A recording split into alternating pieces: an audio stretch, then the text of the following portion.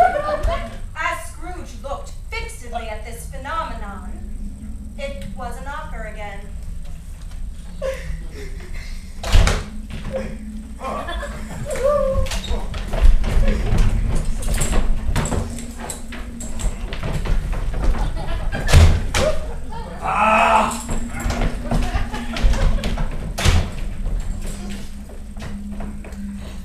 Up Scrooge went to his rooms.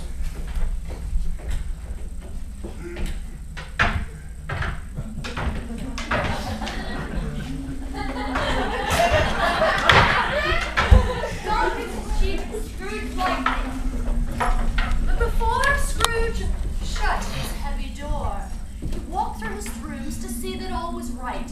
He had just enough recollection of Marley's face to desire to do that. Sitting room.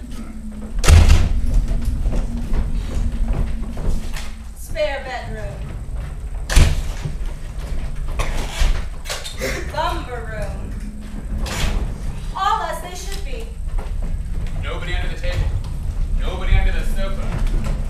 A small fire in the grate, spoon and basin at the ready, and a small saucepan of gruel. Scrooge had a cold in his head Upon the hob. Nobody under the bed. Nobody in the closet. There was no one in the dressing gown, which was hanging up in a suspicious attitude against the wall. Old fire guard, old shoes, washing stand, and a poker. Quite satisfied, Scrooge closed the door and locked himself in. Double locked himself in, which was not his usual custom. Thus secured against surprise, he took off his cravat, put on his dressing gown,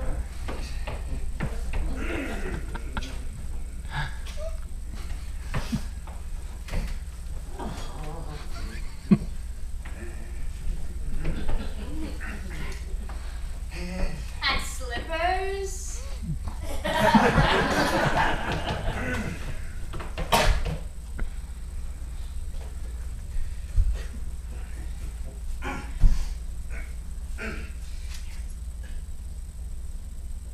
And his nightcap.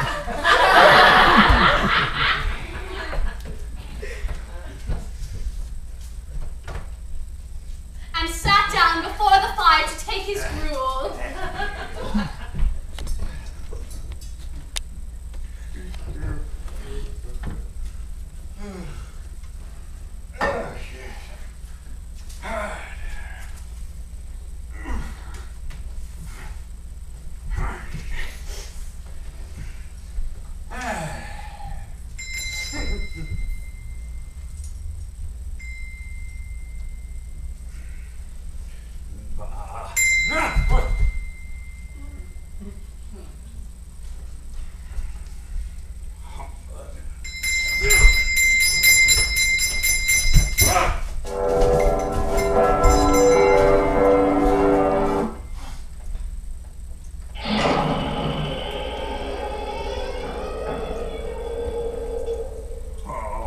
It's humbug still, I don't believe it.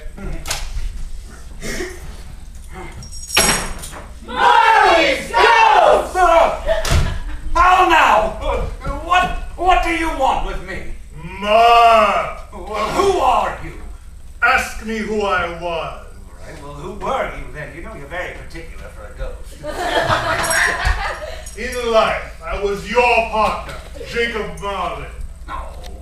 You don't believe in me. No, I don't. What evidence of my reality would you have beyond that of your senses? I don't know. Why do you doubt your senses? Well, because any little thing can affect them. Yes. A slight disorder of the stomach makes them cheats. Huh? You may just be an undigested bit of beef, a blot of mustard, a crumb of cheese, a fragment of an underdone potato. Yes, there's more gravy than a grave about you. Humbug, I say. Humbug. Mercy! All right, well, why do you trouble me? Man of the worldly mind, do you believe in me or not? Well, I do. I must. Oh, tell me, why do spirits walk the earth, and why do they trouble me? It is required of every man that the spirit within him should walk abroad among his fellow men and travel far and wide. And if that spirit goes not forth in life, it is condemned to do so after death. It is doomed to wander through the world, oh, woe is me, and witness what it cannot share, but might have shared on earth and turned to happiness.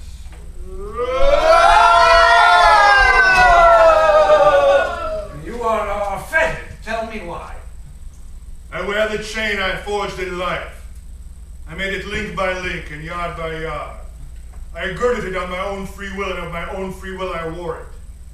Is this pattern strange to you? Would you know the weight and length of the heavy coil you bear yourself? It was full and heavy as long as this 7 Christmas Eves ago. You have labored on it since, and is a ponderous chain. Oh, Jacob Marley, tell me more, but I pray you speak comfort to me, Jacob. I have none to give. It comes from other regions, Ebenezer Scrooge, and is conveyed by other kinds of ministers to other kinds of men. Nor can I tell you what I would. A very little more is permitted to me. I cannot rest. I cannot stay. I cannot linger anywhere. Mark me. In life, my spirit never roved beyond the narrow confines of our money-changing hole, and weary journeys lie before me. Well, you must have been very slow about it, Jacob. Slow! Well, 7 years dead and traveling all this time. The whole time. No rest. No peace. Incessant torture of remorse. Well, you travel fast. On the wings of the wind. Well, you might have covered a great quantity of ground in 7 years' time. Captive bound in double iron. Not to know that any Christian spirit working kindly in its little sphere, whatever it may be, will find its mortal life too short for its vast means of usefulness. Not to know that no space of regret can make amends for one's life's opportunity misused, yet such was I, oh, such was I. But you were always a good man of business, Jacob. Business! Mankind was my business. The common welfare was my business. Charity, mercy, forbearance, and benevolence were all my business. The dealings of my trade were but a drop of water in the comprehensive ocean of my business. At this time of rolling year, I suffer most. Why did I walk through crowds of fellow beings with my eyes cast down? Hear me! My time is nearly gone. I will, but I pray you, do not be hard on me, Jacob. How it is that I appear before you in a shape that you can see, I may not tell. I have sat invisible beside you many and many a day, Ebenezer. I am here tonight to warn you that you have yet a chance and hope of escaping my fate. A chance and hope of my procuring. Oh, yes, you were always a good friend to me, Jacob. You will be haunted by 3 spirits. This the hope and chance you mentioned? It is. Well, I think I'd rather not. Without their visits, you cannot hope to shun the path that I tread. Expect the first tomorrow when the bell tolls 1. Oh, well, now, couldn't I have them all at once and just get it over with?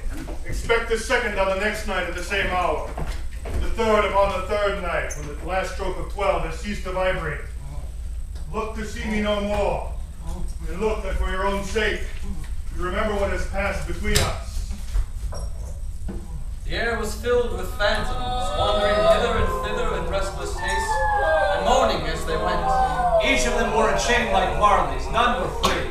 Many of them had been personally known to Scrooge in their past lives. He had been quite familiar with one old ghost in a white waistcoat, and with a monstrous iron safe attached to his ankle, he cried piteously at being unable to assist a wretched woman with an infant, whom he saw upon the doorstep below. The misery with them all was that they had lost the power to interfere in human matters for good.